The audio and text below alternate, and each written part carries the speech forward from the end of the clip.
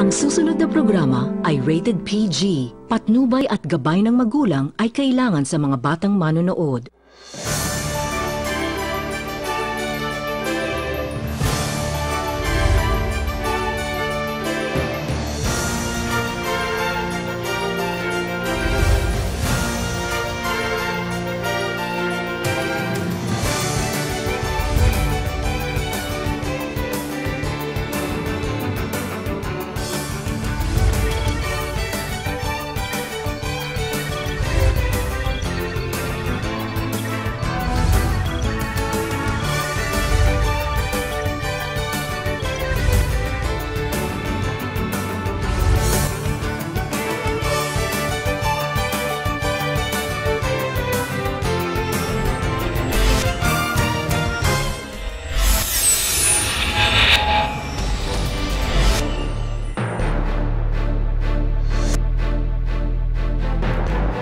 Tok Sargel, mayong gabi, kini ang CROSSTALK. Ubani kami sulod sa 30 minutos, kauban si Brigada June Mendoza. Ang mga isyong paghisgutan karon mga kabrigada, kinahanglan bang legal na sa Pilipinas ang diborsyo? Mainit mga kabrigada nga diskusyon kining topic karon ha, kung babay ko polarized mga kabrigada ang katiningban karon sa isgutan ng diborsyo. Una siguro Ma'am Belinda, atong ihatagan bilang intro siguro sa definition sa divorce sa atong mga kabrigada para doon sila basehan kung sa atong ginatopic karon, okay? Mga kabrigada, ang diborsyo usa ka legal process, kundi lang usa ka valid nga marriage, putlon mga kabrigada tungod sa managlaing rason sa magtiayon. Ang marriage mga kabrigada usa ka special contract. Kontrata lang naman kana sa babae o lalaki nga magkuban sila supposedly forever. Apan gumika mga kabrigada, there is love, but then there is life. Ang kamatuoran, doon ay problema sa kinabuhi na dili nato ma-anticipate kung hinungdan nga usahay ang magtiayon while nagapromise sila forever silang relasyon, nagabulag mga kabrigada. Okay? Ang akong punto diha, akong gusto nga i-inform ang public nga ang atong si Archbishop Oscar Cruz, ang head sa National Appellate Matrimonial Tribunal sa atong Catholic Bishops Conference of the Philippines. Nagsulti siya nga sa usa daw ka tuig dunay 60 marriage for annulment na cases. So sa isinta ha, and this is the data in 2015. So sa isinta ang mo-submit, mo-file of petition for annulment sa Pilipinas, sa Catholic Church, okay, using the canon law. Tapos ang sa 2015, ang katong 60 ha, that's for 1 year alone. Okay. Pero in 2015, kuan pa lang, September pa lang, 40 na. So nagkadaghan. And then data pag it will tell us nga nag-upsurge karon ang annulment cases tungod sa ang kana bitong gikuan karon, gi-advocate karon ni Pope Francis nga Year of Mercy. Okay. Oo nga ipapadali, ipahimong accessible o easy ang process annulment for those daw nga mga tao nga unhappy na in a bond or union of marriage nga according to the letter of the Pope, hindi na daw sila happy inside the bond of marriage. Sa sitwasyon sa Pilipinas mga kabrigada, ang diborsyo illegal. Gumikan sa ginaprotektahan sa Estado o sa simbahan ang sanctity sa usa ka marriage o sa usa ka pamilya nga protektado nining kasal. But then usab Ma'am Belinda, mao lagi na akong panglantaw din ha nga dunay sitwasyon sa usa ka magtiayon nga bisag unsa nimo kapilit gyud nga maprotektahan ang integridad sa usa ka pamilya, ang integridad o ang interes sa mga bata, kinahanglan gyud nga ingon ka nga ang tubinhin na lang atong panagkuban mahal. Kay di na makaya. So din ha mga kabrigada, nganong muantos man ang matag partido, mga kabrigada, ang babae, ang lalaki sa usa ka relasyon nga dili na healthy para sa magtiayon o sa pamilya. While ilan nato ang sanctity o ang integridad sa pamilya, sa kasal, pero mao lagi na sa sitwasyon karon nga dunay mga sitwasyon nga kinahanglan dawaton nato ang sitwasyon nga dunay sense of impermanence ang mga butang-butang sa kalibutan nga bisag duna moy binding sa inyong kontrata nga magtiayon ta forever, pero kinahanglan dawaton ang kamatuoran. And going back to what you said, di ba nagsulti ka polarized, no? Ang sa usa ka survey in 2011, wala pa survey karon. In 2011 nagsulti dito in March 2011 nga sa ang Filipinos daw duna day porsyento nga 50% in favor sa annulment sa mga legally separated couples. That's 50% ha. So tunga Tapos dunay 33% nga opposed, nga dili sang-ayon sa annulment, pero 16% ang undecided. So makita nato nga sa Pilipinas itself, dunay 50% in favor of annulment, granting annulment sa mga couples na legally separated. Mga kabrigada, ang sitwasyon karon tungod sa sitwasyon karon nga daghan sa atong mga kabrigada, of course polarized ano, nga kadaghan sa atong mga kabrigada open na nag-divorce, pero doon na po mga ingon nga dili sila kung tungod nga makuan daw maguba daw ang kanang family no, sa ang tie sa pamilya kung tugutan na lamang sa gobyerno ang diborsyo. Pero nga ko man Belinda ba nga dili ba mas ginaprotektahan nimo ang integridad sa pamilya kung kintahay ang mag-asawa instead nga i-sustain nila ang relasyon nga dili na mo lagi healthy unya mapektuhan ang mga bata, why not iagi na lang sa legal nga proseso sama sa divorce nga magsabot ang magtiayon nga o sige magsabot ta og bayo magkontrata nga magbulag na ta ang mga utang nimo utang nato bayaran nato ang mga bata ang sustento sa mga bata pag isgutan nato alimony halimbawa mga kabrigada di mas nahapsay ang sitwasyon kaysa nang continuous inyong relasyon pero sige mong away. Yes. Ang agreeable, no? I'm in total agreement. Ang gisulti pod sa kanang Supreme Court sa usa ka decision nga gihimo last year og sa 2014 sad nga ilang gi-relax. Gi-relax nila ang pag-rigidly interpret sa mga rules good kung mo-apply ka or mo-petition ka for annulment, especially on psychological incapacity. Kay normally man good, usually, number 1 gid ang psychological incapacity nga mugawas nga rason when you file for a petition for annulment. Unya, gi-relax nila to because according to the Supreme Court, nga dapat daw dili rigid kaayo ang interpretation, dapat medyo liberal. Kaya kung masyadong rigid daw, lahat daw ng mo petition is doomed to rejection by the court. Sakto. Oh, di ba? So liberal daw, dapat daw makonsider sa every judge nga every case is unique per couple. Kaya ang nahitabo manggod gi-reverse nila ang decision nila because of the petition sa husband. Kaya kadto nga panahon manggod ang husband, ang first decision of the Supreme Court is natalo siya. Pero sa pag-appeal niya, nanalo siya tungod kay nakita sa mga maestrado nga adunay problema gyud because ang gihimo sa partner sa wife is she was a beauty queen and a model.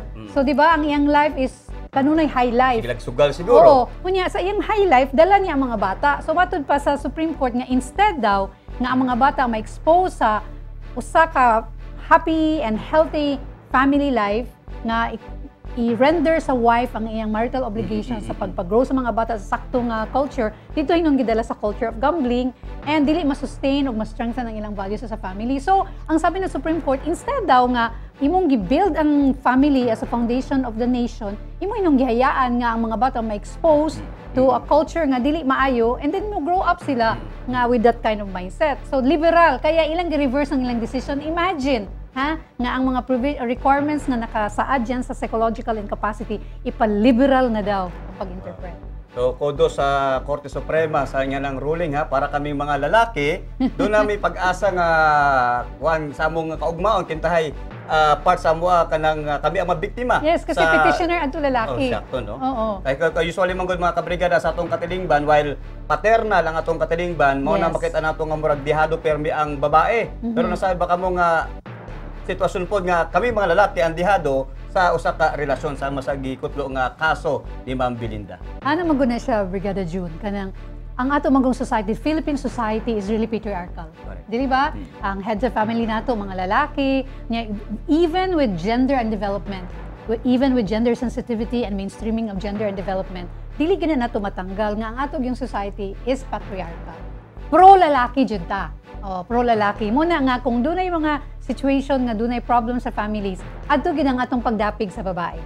That is how it is, di ba? Trend man yan siya. Pero dunay jud mga instances nga ang mga lalaki sad ang naay problema kay sila ang naka-experience sa difficulty, sila ang victimize. So dapat naapod sila right na mo petition.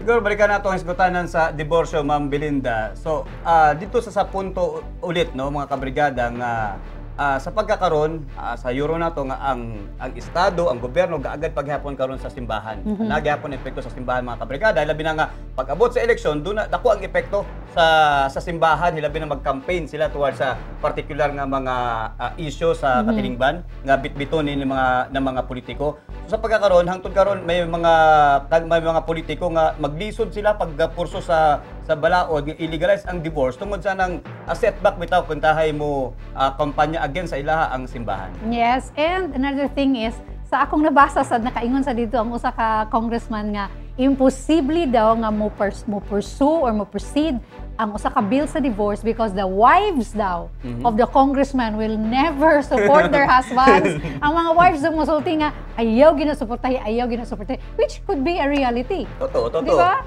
Kasi siyempre, kung mawala, panginabuhian ang mga misis, ang mga kongresista, kintahay, doon na bala ang mga congressmen nga mag-desisyon nga magbulag na lang ta.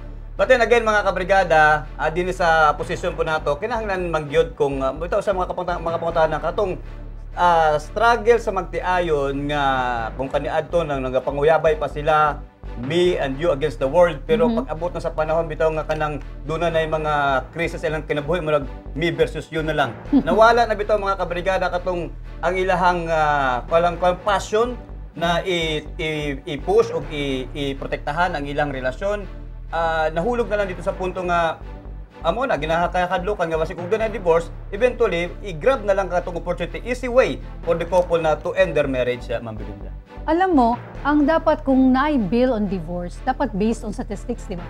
Like for example, ng Office of Solicitor General, ang sinabi nila in 2011, nga sa 2001, 4,500 cases of annulment ang gifile. And then in 2010, 8,200. So, nagsaka siya, di ba? 40% ang increase sa annulment cases nga gina-file from that year, 2001 to 2010. So, dapat mo na basis kung doon na himuon nga proposed bill. And in fact, tanaw na to sa statistics, 61% na petitioner mga babae. 39% lang ang mga lalaki. Unya, nakalagay pag yun nga sa 61% nga women, nga naman, nga 20 years and above man, ang 90% mo file of petition for annulment. 20 years nang ilang panag-uban ana 20 years ang edad. 20 years ang edad. Oo. So ibig sabihin bago pag-ikasal mo file na og annulment. Siyempre siguro mga kabrigada musulod din na ang siyempre doon sa foundation bitaw sa relasyon nga siguro fast-paced ang ilahang relasyon mao na nga pag-abot sa 20 years old nagbinyo na dayon nya wala sila nakasayod ang ilahang partner di ay doon ay irreconcilable differences sa ilang duha mao na nga after dali lang kayo para sila ang annulment. Sabi nga ng isang psychologist nga, ang Philippine setting daw, maskin asang kuha na society, ang ato daw ang society is wala daw nagtudlo kung how to be a good wife, how to be a good mom, how to be a good father or good husband. Wala may lesson, which is true, di ba? So there is no lesson sa college or sa high school or sa elementary. So, musulo daw ang mga tao into marriage nga di prepared. That's why, pag abot nila sa marriage, nagulat sila nga ingani pala. Kaya siguro nga, in their 20s, daghan kaing nag-file of annulment. Apan sa mga lalaki, nakasulti dito sad nga, in their 20s, 70% lang. Lower kaysa mga babae. Pero 25% ang mo-file og annulment sa mga lalaki, ang ilang edad, 30s to 40s. So, bali mo gawas nga, mas dugay may makarealize sa among kamalian sa paggasulod sa relasyon nga kasal. Kay 4% lamang sa mga babae ang 30 years and above. So ibig sabihin, mas taas ang babae pag-stretch ba nga give it a chance, di ba? Kung na silang 30s, pero na silang 20s pa sila 90% mo file for annulment. Doon ako'y nakahinabi kanadto, Ma'am Belinda ba, ma-issue sa usa ka babae nga gatrabaho siya ang gatrabaho sa ilahang pamilya kay ang mister wala na kahuman og eskwela. So teacher siya no. Ang mahitabo manggod sa iyang sitwasyon karon, while love niya iyang husband, while love niya iyang pamilya ginaprotektahan niyang integrate sa iyang pamilya, abot sa iyang panahon nga di niya na makaya ang mister. While walay trabaho, sige pag-inom, sige pagsugal. Unsa man iyahang solusyon para ma-end ang iyang suffering? Nga although well of course kung pwede lang protektahan niya iyang pamilya, iyang asawa, pero mao lagi na nga naabot sa punto nga wa na say dangatan, wa na say kandigan kundi mangayo og tabang sa law sa balaod sa nga balaod. protektahan sa balaod nga doon na siya gateway para makahawa din sa ingan ang relasyon. Doon na siya relief. Relief, Oo. yan. Ang kuan man gud ang sa ato man gud mga balaod like sa annulment, no? Ang mga requirements for annulment, requirements for nullity of marriage and legal separation medyo rigid. Rigid. Oo. Dili siya accessible ba? So kung go through ka ana, kinahanglan talagang tama ang imong preparation because lalo na sa grounds for annulment, medyo against you yan eh. You have to allege, you have to prove nga as petitioner ikaw ang nadihado. Correct. And then ang reasons mostly nga ginagamit psychological incapacity. And OSG nagsabi niyan ha, ang psychological incapacity ang first talaga nga ground nga ginagamit sa mga Filipino. Second is lack of authority sa solemnizing officer. Third is bigamous or polygamous marriages. And fourth is marriages of minority. Pero ang psychological incapacity, lisod ba kay pag-prove? It's really difficult to prove psychological incapacity. Muna nga, kung ikaw ang mo-file, nasa imo ang burden ba to prove nga ang respondent is psychologically incapacitated o to render marital obligations. Mao nay pagkaiba mga kabrigada sa annulment versus divorce sa mga kabrigada. Tungod ang annulment, ang ground niya, ang presumption mga kabrigada sa annulment, voidable or void ang marriage simula pa sa umpisa. Pero ang divorce mga kabrigada, doon ay legal marriage na gusto ninyong putlo na. So sa annulment mga kabrigada, ang presumption, sugad first day, antod sa nag-design ka, wala ginhitabong marriage sa inyo ha, kay base sa mga grounds nga ang solemnizing officer, walay authority, tawag nito, ang edad sa babae, minority, o kalimbawa, malagi ng rason nga kanang incapacitated ang partner, mga kabriga, psychologically, pero mo nang sa annulment, pero sa divorce, kuan dunay valid marriage gyud sa duha. Pero nahitabo lang dili na ta magkasabot. Siguro sa mga adultery siguro halimbawa o kag ginasakta physically abuse ang babae o ang lalaki di na mo abot ang pagsulod sa divorce. Kunya sa Philippine setting pag yun June is doon naman tayo grounds for annulment, doon na tayo nullity of marriage. Kunya doon na tayo legal separation. Ang legal separation manggod mga higala, mga kabrigada is dili gyud mo pwedeng mag-remarry. So you will remain married. Okay? Magbulag lang mo physically pero you will remain married and you cannot remarry.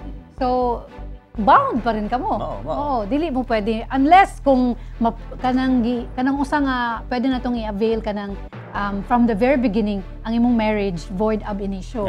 So, there's no marriage right from the start. Mo na siya. Nya mo nang atong i-prove in court.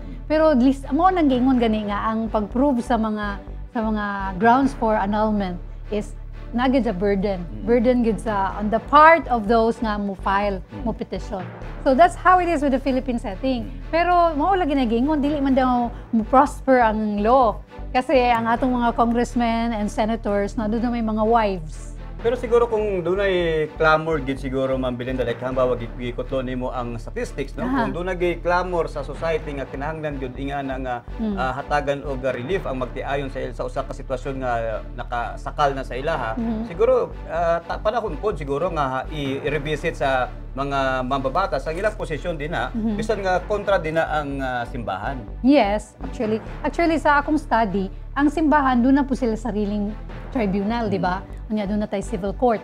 So ang sa akong study, kung ma-annul ka sa Roman Catholic na annulment procedure using the canon law, yes. You can only get married in the church, sa Catholic Church, but di ka marry sa civil courts or civil law kasi dito lang man gi-grant. That's why kung mo avail ka or mo apply ka for annulment sa Catholic Church, dapat mo apply po ka sa civil court. Kasi dapat hand in hand yan Correct. O, di ba? Pero ang sabi naman ng judge na kausap ko, doon na day bearing ang simbahan kung mag-rule sila na they will rule in your favor nga annulled in your marriage. Doon na day dako kaayo nga bearing on the decision of the civil courts. Nabanggit ba kung asang mas gasto na proseso kung sa legal civil court or sa canonical court?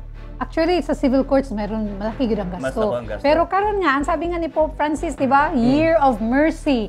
So, hatagan daw og leeway, flexibility nga ipapadali daw ang proseso. Dapat sabi pa nga niya, free daw ang process sa Catholic Church when it comes to the annulment process. But then of course mga kabrigada, kaning posisyon ni Pope Francis karon very very kaning mainit nga issue sa Vatican tungod sa of course may mga talagang mga kuandera kanang mga conventional gyud ang ilang posisyon nga dili gyud sila mosugod sa ingana nga panglantaw ni Pope Francis nga medyo liberated. Yes, he is a liberated pope actually. Ang last nga ruling is many years ago. Ug unsa to ka strict, mao pud siya karon pagka-liberal.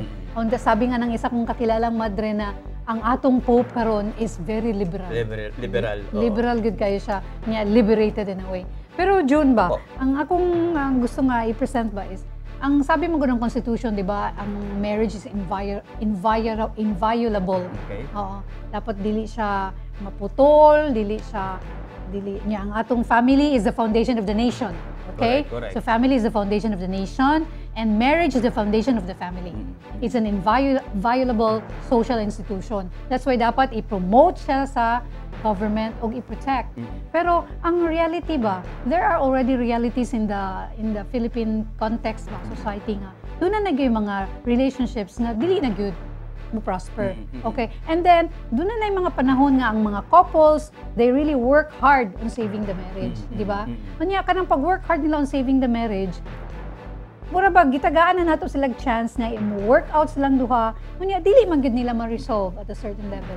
So, dapat siguro nga, tungod kay doon na yung mga kung gusto nato i-go through, di ba, na may counseling, okay? I-go through nato silang procedure. Kung in the future lang, kung doon ay bill on divorce, dapat i-appeal sa study nga, doon na by counseling, doon na by period of time nga they really worked on it, and then, mahimo tong basis when they file for divorce. In case in the future, nga doon ay magtutok ana nga mo initiate no congressman or senator. I think sa annulment procedure, Ma'am Belinda, doon ako nabasahan nga appeal na sa sa proseso nga kung doon ay mag-file, kinahanglan pa muna doon na mo period nga murag magmuni-muni una kung legal separation yan. Magmuni-muni una kung kinahanglan ba ituloy ninyo ang inyohang desisyon nga magbulag.